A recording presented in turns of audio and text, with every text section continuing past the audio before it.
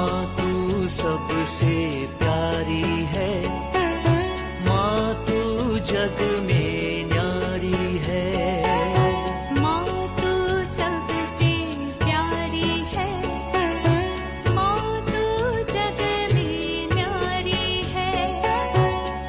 अपने आंचल में रखना, अपने आंचल में रखना। हमें वरदानों से भरना। माँ तू सबसे प्यारी है, माँ तू जग में न्यारी है। माँ तू सबसे प्यारी है, माँ तू जग में न्यारी है। Mr. Rajan Samuel, a great missionary in Hindi heartland, first class with distinction.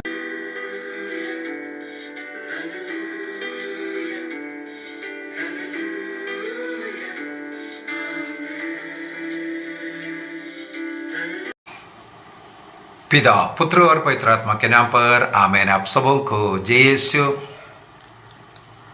आज भी बाइबल कोर्सेज में आपको जो लगा हुआ एक डाउट जो पूछा था, जब मत्ती का सुसमाचार हम लोग सीख रहा था उस समय पर पूछा हुआ सवाल है।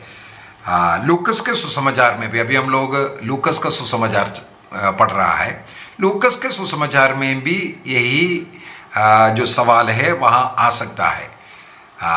तो इसलिए आज के इस क्लास में उस सवाल का जवाब मैं देने वाला हूँ। सवाल है मत्ती का सुसमाचार उसके अध्याय 8 वाक्य 21 और 22 के अंदर लिखा हुआ है, शिष्यों में से किसी एक ने प्रभु से कहा, प्रभु मुझे पहले अपने पिता को दफनाने के लिए जाने दीजिए। परंतु ईसा ने उससे कहा, मेरे पीछे चले आओ, मुर्दों को अपने मुर्दे दफनाने दो, मुर्दों को अपने मुर्दे दफनाने दो। लूकस के सुसमाचार में भी अध्याय 9 का वाक्य 57 से लेकर के पढ़ करके जाएंगे, वहां पर 59-60 के अंदर यही लिखा हुआ मिलेगा। सबसे पहले हमें समझने की जरूरत है यहाँ ये जो टिप्पणी प्रभु ने मुर्दों को अपने मुर्दे दफनाने दो, ये बात कब कहा, क्यों कहा, ये सबसे पहले उसको थोड़ा सीखने की जरूरत है। इन दोनों मत्ती के सुसमाचार में और लूकस के सुसमाचार में ये भाग का हेडिंग में लिखा हुआ है, शिष्य बनने की शर्तें। एक व्यक्ति ईसा मसीह का शिष्य कैसे बन सकता है, डिसाइपल ऑफ जीसस, उनके लिए क्या क्या करने की जरूरत है, क्या नहीं करना चाहिए। जैसे मार्कुस के सुसमाचार को जब पढ़ते वक्त में इसके ऊपर थोड़ा ज्यादा जोर डाला था। मार्कुस का सुसमाचार लिखने का उद्देश्य के अंदर मैंने 2 कारण बताया। पूरे मार्कुस के सुसमाचार में, मत्ती के सुसमाचार में भी हम लोगों को मिला था, मत्ती के सुसमाचार में भी जैसे अध्याय 8 और 9 चंगाई चमत्कार का है, अध्याय 7 तक मत्ती के सुसमाचार को 5 भागों में विभाजित करना है ना। सबसे पहले जो पहाड़ी संदेश अध्याय 5, 6 और 7 वो खत्म होते हैं। अगला 2 अध्याय के अंदर कुछ चमत्कारों के विषय में है, 10 चमत्कार है ना, 3 दिन के गण में। और मैंने भी बोल करके दिया था उस समय पर डिसाइपलशिप का भी इसके अंदर है, डिसाइपलशिप। इसके बाद अध्याय 10 डिसाइपलशिप के विषय में ही भाषण दिया है। तो भाषण के पूर्व के इस अध्याय में एक डिसाइपल कौन है, ईसा मसीह के शिष्य कौन है, वो कैसे रहना चाहिए, इसके विषय में सिखाने का जगह है। उस समय पर ही ये बात कहा गया है। मार्कुस के सुसमाचार में भी मैंने बोला, मार्कुस 2 सवालों का जवाब पूरे 16वां अध्याय तक हम लोगों को दे रहा है। 2 सवाल। पहला सवाल क्या है, हु इज जीसस, यीशु कौन है? उसका उत्तर अध्याय जो 12 तक हम लोग जो मिलता है वहां पर ईसा मसीह अध्याय 8 का 50 तक, अध्याय 8 का 50 तक हम लोगों ने देखा था। यीशु जो है वो क्रिस्त है या मसीह है, इसका उत्तर। इसके बाद आगे यीशु जो है ईश्वर का पुत्र है। इसका मतलब यीशु क्रिस्त है और ईश्वर का पुत्र है। अध्याय मार्कुस का सुसमाचार अध्याय 1 वाक्य 1 के अंदर हमें मिलेगा। इसी वचन को उसको कीवर्ड कहते हैं। अध्याय 1 वाक्य 1 उस कीवर्ड को रख करके पूरे अध्याय 16 को 2 भागों में विभाजित किया। सबसे पहले वाले में ये यीशु मसीह है या क्रिस्त है, दूसरे भाग में यीशु ईश्वर का पुत्र है। तो यीशु कौन है, इसका उत्तर हम लोगों को पूरे अध्यायों में इसका मतलब मिल रहा है। उसी प्रकार सेकंड सवाल यह है, यीशु अगर क्रिस्त है, यीशु अगर ईश्वर के पुत्र है, तो यीशु का डिसाइपल कौन है? उसका भी हम लोगों को पूरे अध्यायों में कहीं ना कहीं कुछ ना कुछ बोल करके उत्तर देता हुआ। तो विशेषकर यहां पर हम लोगों को यह मिल रहा है मत्ती का सुसमाचार में और लूकस के सुसमाचार में एक टिप्पणी ईसा मसीह का, क्योंकि उनके शिष्यों में एक शिष्य प्रभु से क्या कहते हैं, मुझे जान करके अपने जो मृत पिता का दफन विधि करने के लिए भेज दीजिए, आज्ञा दीजिए। तब प्रभु कहते हैं, ईसा ने उससे कहा, मुर्दों को अपने मुर्दे दफनाने दो, मुर्दों को अपने मुर्दे दफनाने दो।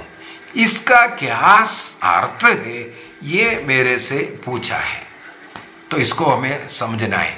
तो किस आधार पर सवाल आया और जवाब, ये मुर्दों को जो है मुर्दों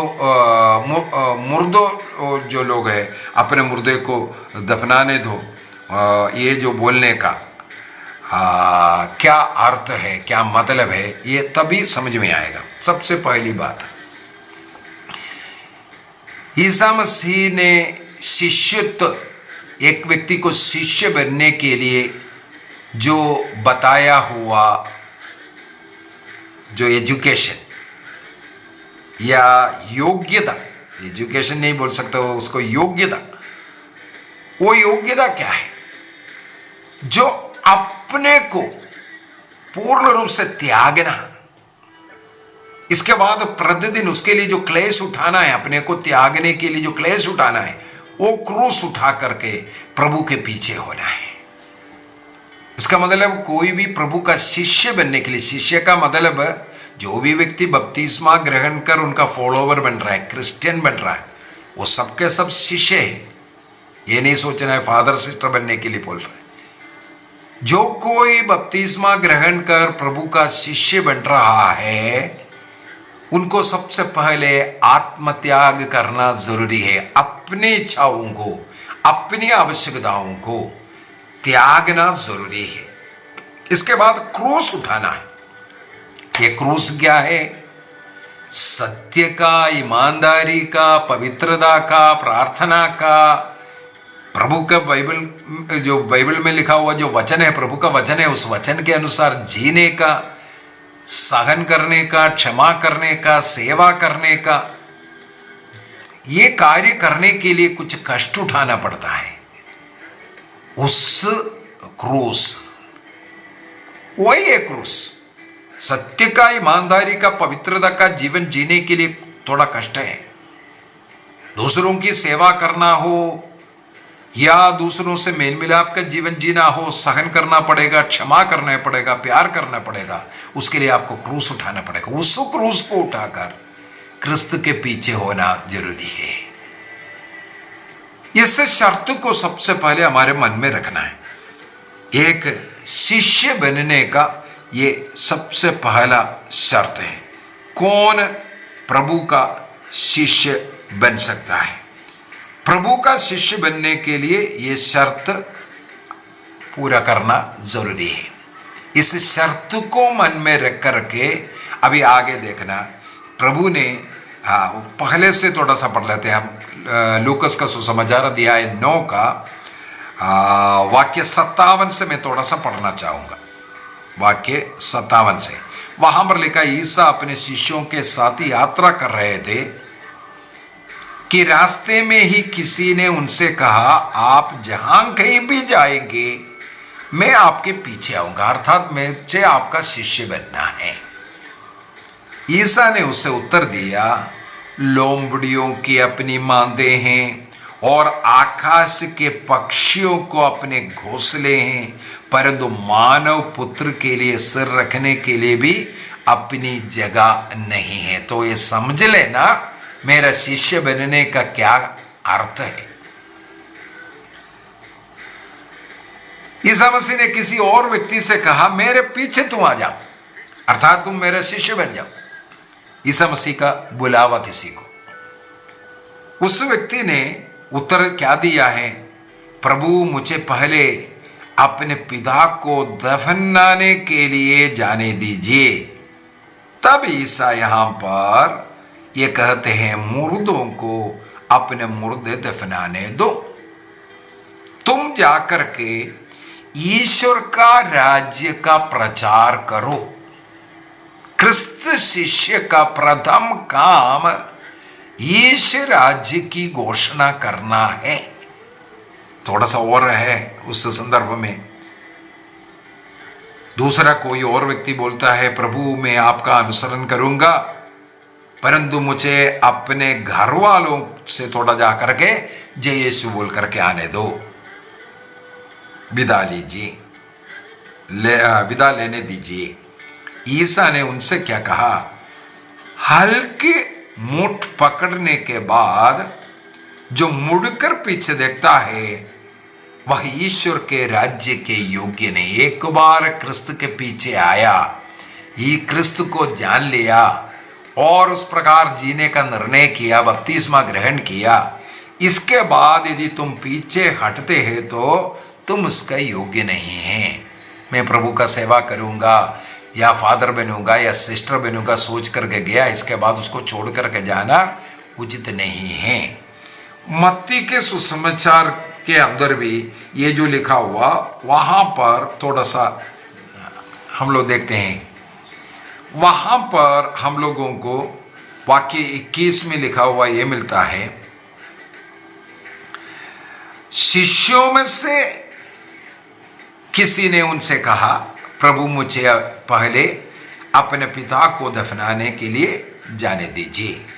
तब प्रभु ने उनसे कहा, मेरे पीछे चले आओ, तुम्हें स्वर्ग राज्य की घोषणा करने का, क्रिस्त के रास्ते में चलकर पवित्र जीवन जीने का, स्वर्ग राज्य के लिए कार्य करने का बुलावा मिला है। इसलिए तुम मेरे पीछे आओ, मुर्दों को अपने मुर्दे दफनाने दो। तो उसके पीछे क्या था, शिष्य बनने का क्या शर्त है, ये सब आप समझ लिया होगा। इसके बाद मैं अभी बताकर देता हूं, ये मुर्दों को अपने मुर्दे दफनाने दो, ये बोलने का, इस बोली का क्या अर्थ है। इसका विशेषता 3 मतलब यहां आते हैं। सबसे पहले प्रभु ने बोला मुर्दों को अपने मुर्दे दफनाने दो। वो कैसे हो सकता है?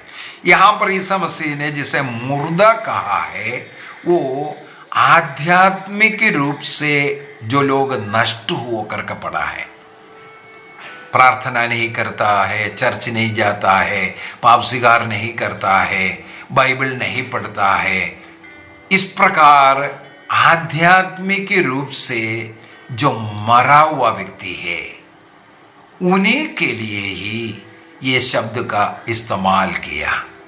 इसको समझने के लिए हम लोगों के एक और वचन में रेवलेशन चैप्टर 3 से उठाना चाहूंगा। रेवलेशन चैप्टर 3, प्रकाशना ग्रंथ उसके अध्याय 3, वहां पर लौदीकिया की कलीसिया को प्रभु कुछ कहते हैं। लाउदिकिया की कलीसिया, लाउदिकिया की कलीसिया आपको मालूम होना चाहिए बहुत ही धनी कलीसिया है।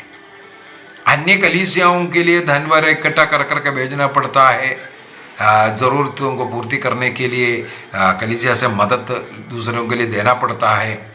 लेकिन लाउदिकिया ऐसे एक धनी था, क्योंकि वो एक बिजनेस सेंटर था लाउदिकिया। वहाँ के बिजनेस के कारण वहाँ के लोग बहुत धनी लोग हैं, इसलिए उसका मतलब वो कलीसिया धनी लोग हैं। उनसे प्रभु क्या कहते हैं, वाक्य 17 से थोड़ा सा पढ़ता हूं। वहां पर लिखा है, तुम कहते हो कि मैं धनी हूं, मैं समृद्ध हो गया, मुझे किसी बात की कमी नहीं, और तुम ये नहीं समझते हो कि तुम अभागे हो, देनी हो और दरिद्र हो, अंधे हो, नंगे हो। ये अंधे और नंगे बोलने वाले ये लाउदिकिया में कहा जाता है, जो आंख में लगाने वाले एक प्रकार का दवाई सुरमा फैक्ट्री वहां होता था, वहां से विदेशों में एक्सपोर्ट करता था ये आंखों का दवाई, एक प्रकार का सुरमा था। दूसरा मुझे पढ़ने के लिए ये मिला है, इसे लाउदिकिया शहर के अंदर कपड़े का मिले, विशेषकर जो ऊन का कपड़ा जो है वो यहां से एक्सपोर्ट होता है, विदेशों में व्यापार करते हैं, इसलिए इन लोग धनी बन गए। ऐसे कपड़ों का एक्सपोर्ट करने वाले, आंख की बीमारी के दवाई बनाने वाले लोगों से कहते हैं तुम अंधे हो और नंगे हो, और इस प्रकार धनी बने हुए लोगों से कहते हैं तुम दरिद्र है, तुम्हारी स्थिति दयनीय है, तुम अभागे हो। इसके बाद प्रभु कहते हैं तुम मुझसे आग में तपाया हुआ सोना खरीद लो, इस प्रकार तुम धनी बनो। मेरे से तुम वस्त्र खरीद करके पहन लो और अपने नंगेपन को, लज्जा को ढक लो कर करके। तुम मेरे से अंजन खरीद करके आंखों पर लगाओ और जिसे तुम देख सके। मतलब हम लोग सोचते हैं हम लोग धनी हैं, सब कुछ है, सब ज्ञानी है, ये है वो है, हमारे अंदर कोई कमी नहीं है। हाल ही में मैं किसी बहन मेरे विरोध जो कर रहा है, मैंने बोला है आजकल एक नया बहन शुरू हुआ है विरोध करने के लिए, उनको क्लास डाल करके दे रहा हूँ। सबसे पहले वो लिखती है आपका क्लास में नहीं देख सकता क्योंकि आपने माता मरियम की पूजा वाला गाना डाला है, उसको हटाओ हटाओ कई बार बोल रहा है।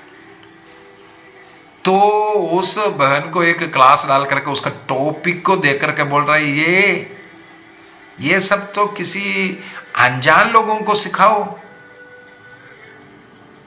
हम तो ज्ञानी लोग हैं, हम तो पढ़े लिखे हैं, हम तो क्रिश्चियन हैं, जो गैर क्रिश्चियों को ऐसी चीजें, छोटी छोटी चीजें सिखाओ। वाह! लूकस के सुसमाचार का जो परिचय बोल करके जो क्लास था उसी के विषय में बोल रहा हूं, क्योंकि उल्ट पुल्ट बहुत लिख रहा है, मुझे मालूम है उनको बिल्कुल ज्ञान नहीं है, किसी पास्टर के चपेट में आया हुआ है। कैथोलिक था, बोलता है मैं भी मूर्ति पूजक था, मेरा आंख खुल गया, ऐसा ऐसा कर करके टिप्पणी लिख करके।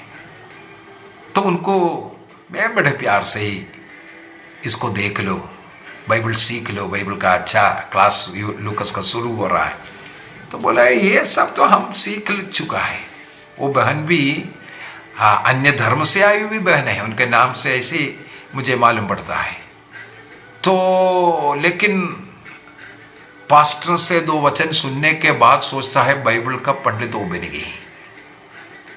इस प्रकार का जो अंधकार में पड़े हुए लोग आध्यात्मिकता में मर चुका है, ना पवित्र प्रभु का शरीर रक्त को ग्रहण करना, ना पाप स्वीकार को ग्रहण करना, इस प्रकार जो ईश्वर की मां का अपमान कर अपनी आत्मा को नष्ट कर करके पड़ा, ऐसे लोगों के लिए, ऐसे जो आध्यात्मिकता केवल में उन्हीं लोगों को लेने वाले, जो कैथोलिक लोग प्रभु का शरीर भी ग्रहण कर रहा है, उसी टेबल में बैठ करके दारू भी पी रहा है, जिस टेबल में मिस्सा बलि अर्पित किया उसी टेबल में उसको भी परोस रहा है, उसी मुंह से सारे कार्य करने वाले। ऐसे जो आध्यात्मिक रूप से जो मरा हुआ है, उनको ये सुसमाचार से, सुसमाचार का प्रचार से, प्रभु की सेवा से कोई मतलब नहीं है, उनका पेट पूजा चल रहा है। ऐसे मुर्दे लोग अपने मुर्दों को दफनाने दो, ये था उसका सबसे पहले अर्थ। ईसा मसीह ने जो बोला मुर्दों को, अपने मुर्दों को दफनाने दो, इसका क्या मतलब है? एक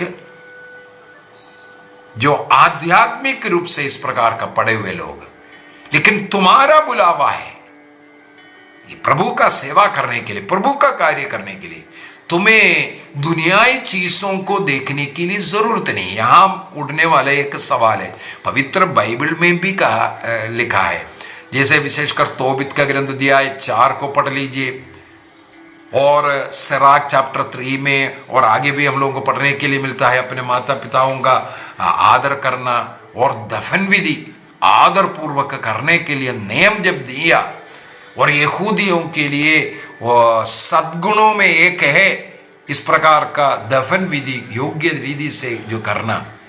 तो ईसा मसीह से जो सवाल, जो आग्रह किया, मैं जाकर के मेरे पिता को दफना करके आने दो, ये बोला, यहां पर प्रभु मना कर रहा है, इसका क्या अर्थ है? देखो बाइबल में लिखा हुआ ही बात है, उसके अनुसार पिता का दफन विधि करना बहुत ही सुयोग्य बात है, वो ईश्वर का अनुग्रह प्राप्त करने के जरिया भी है। लेकिन प्रभु यहां कहते हैं मुर्दों को मुर्दे दफनाने दो। तुम प्रायोरिटी किसके लिए देना है ये बताने के लिए। तुम्हारे जीवन में जो बुलाहट, यदि तुम बपतिस्मा ग्रहण कर क्रिस्तीय बन गया, क्रिस्त शिष्य बन गया है, तो ये हर एक क्रिस्तीय शिष्य को स्वर्ग राज्य की घोषणा करने के लिए है। इसलिए मैंने पहले बोला है, केवल पुरोहित बनने के लिए नहीं, बपतिस्मा ग्रहण कर, चाहे वो वैवाहिक जीवन के लिए बुलाहट था या फादर या सिस्टर बनने के लिए, किसी भी प्रकार का बुलाहट जो प्राप्त व्यक्ति है, उनका पहला कर्तव्य यही है कि वह प्रभु अपने जीवन में, वैवाहिक जीवन में भी है, लक्ष्य है वैवाहिक जीवन, अच्छा जीवन जी करके अन्य लोगों के बीच में स्वर्ग राज्य की घोषणा करना। एक क्रिस्तीय परिवार कैसा है दिखा करके अन्य लोगों को उस स्वर्ग राज्य की ओर लेकर के जाना हर एक क्रिस्त शिष्य का कर्तव्य है। और उसमें विशेष रूप से जो विशेष बुलावा जिसको मिला है स्वर्ग राज्य के सुसमाचार का घोषणा करने के लिए, लेकिन सुसमाचार का घोषणा नहीं है, अन्य बिजनेस चल रहा है, अन्य कार्य में प्रार्थना करने के लिए भी समय नहीं मिल पा रहा है। कहाँ है एंगेज है? स्कूल में, अन्य चीजों में एंगेज है। ऐसे मरे हुए अनेकों लोग हैं जो बुलाया उस कार्य नहीं कर रहा है। प्रभु का कार्य करने का, उस कार्य के लिए महत्व देना है, ये पहला शर्त है, सीधी सी बात। इसके सामने पारिवारिक रिलेशन भी नहीं है। तुम्हारा फर्स्ट प्रायोरिटी प्रभु का राज्य, स्वर्ग राज्य, उसकी सेवा करना, और भौतिक की जो रिश्ताएं, जो भी बातें हैं, वो सब सेकंड प्रायोरिटी में आता है। और हमारे वैवाहिक जीवन में भी जो कार्य कर रहा है उस फर्स्ट प्रायोरिटी के लिए करना चाहिए। फर्स्ट प्रायोरिटी के लिए सांसारिकता के कार्य करना चाहिए। लक्ष्य प्रभु का सेवा होना चाहिए। वैवाहिक जीवन तब सुंदर बन जाएगा, वैवाहिक रिश्ता तब सुंदर बन जाएगा, हमारा हर बातचीत तब सुंदर बन जाएगा, हमारा अन्य लोगों के साथ जो व्यवहार तब सुंदर बन जाएगा। यदि ये मनोभाव, मैं प्रभु का साक्षी हूँ, स्वर्ग राज्य के जो सुसमाचार सुनाना मेरा कर्तव्य है, तब प्रतिदिन हर कार्य में हम उस सुसमाचार का घोषणा कर सकता है। तो बुलावा जिसको मिला है वो करना जरूरी है। दूसरी बात, यहां पर जो बुलाया है, एक्चुअली देखा जाए तो मुर्दों को दफनाने के लिए जो बुलावा मिला है, वो मुर्दों को दफनाने का जो बुलावा है, जो बुलावा जो लिखा हुआ है, वो हमारे भारत देश में उतना पता नहीं चलता है, लेकिन विदेशों में आपको मालूम होना चाहिए उसके लिए एक पार्टी है दफन विधि के लिए। आपको घर वालों के यहां वहां भागा दौड़ी करने की जरूरत नहीं है। सरकार से के ओर से इस प्रकार का अपॉइंटेड लोग है, वो स्वयं पेटी लेकर के आएगा, वो अपना उस डेड बॉडी को सब तैयार कर करके पेटी में रखेगा। इसके बाद वो सेमेट्री लेकर के जाएगा, वहाँ पुरोहित आकर के जो प्रार्थना वगैरह करने के बाद वो दफन विधि का हर कार्य करने वाला ऐसे एक नियुक्त व्यक्ति है। इसका मतलब ईसा मसीह ने ये जो कहा सेकंड, ये जो पॉइंट है, जो लोग इसके लिए नियुक्त व्यक्ति है, दफन विधि करने के लिए जो नियुक्त व्यक्ति है वो कार्य करेगा। आपका कार्य क्या है? वो आपको करना है। अपना कर्म को सही करना जरूरी है। अपने बुलावा को पहचान कर उसके अनुसार कार्य करना जरूरी है। तीसरा पॉइंट, ये जो व्यक्ति इस प्रकार जो अनुमति मांगने का मतलब है, जैसे हम लोग अगर मान लो एक सरकारी नौकरी में है आप, अगर कोई पेरेंट्स वगैरह का मृत्यु होता है तो लंबा छुट्टी मांगेगा, क्योंकि वहाँ पर दफन विधि का कार्य करना, इसके बाद 7वीं 13वीं 40वां पता नहीं क्या क्या है, वो पूरा धर्म विधियों को पूरा करने के बाद, मुंडन करने के बाद पता नहीं क्या क्या है, ये सब करने के बाद लौट करके आना है। तो इस प्रकार अपने प्रियजन का अगर मृत्यु में छुट्टी लेकर के जाना है, लंबा छुट्टी लिया जाता है। यहां तीसरे पॉइंट में प्रभु बोल रहा है, जो प्रभु के सेवा के लिए बुलाए हुए व्यक्ति को इस प्रकार का छुट्टी लेकर के जाना नहीं है। जैसे जीसस का, ईसा मसीह यरूशलेम का जो लास्ट वीक, उसमें हम लोगों को मालूम है अंजीर का वृक्ष को सूखने के विषय में। अंजीर का वृक्ष क्यों सूखा, उसके क्लास में मैंने बोल करके दिया था। अंजीर का वृक्ष का फल के लिए एक सीजन होता है, एक समय होता है। और मार्कुस का अध्याय 11 के अंदर वो साफ साफ लिखा है, अभी ये अंजीर के मौसम नहीं है, उसका फलने का मौसम नहीं है, लेकिन फिर भी ईसा मसीह फल लेने के लिए, उसका फल खाने के लिए उस अंजीर के वृक्ष के पास जाता है। अर्थात प्रभु कहते हैं क्रिस्तियों के लिए फल देने का कुछ ऐसा समय नहीं। हाँ, रिटायर होने दो, इसके बाद हम रोज मिसा में जाएंगे, रिटायर होने दो, इसके बाद हम प्रभु का सेवा करेंगे, हमारे बच्चे सब थोड़ा सेटल होने दो, इसके बाद हम ये कार्य करेंगे। ये क्रिस्त शिष्य का स्वभाव नहीं है। सदा बने रहने वाला फल उत्पन्न करने के लिए प्रभु ईसा मसीह ने योहन का सुसमाचार अध्याय 15 वाक्य 1 से आगे साफ साफ बोल करके, मैं दाखलदा हूं और तुम डालियां हो, आज नहीं है कल देंगे फल, ऐसा नहीं हो सकता। वहां पर फल हमेशा देने वाला, 12 महीना फल देने वाला वृक्ष है, क्रिस्त के साथ जुड़ा हुआ वृक्ष है। हमारे लिए सदैव, चाहे कहीं भी, ऑफिस में हो, घर में हो, या प्रभु का सेवा करने वाले सुसमाचार प्रचार को, हमेशा हमें प्रभु का सेवा, प्रभु का साक्षी बन करके जीने की जरूरत है। ये सिखाने के लिए प्रभु ने मुर्दों को अपना मुर्दा दफनाने दो करके कहा। मेरे विचार में आपको समझ में आया होगा।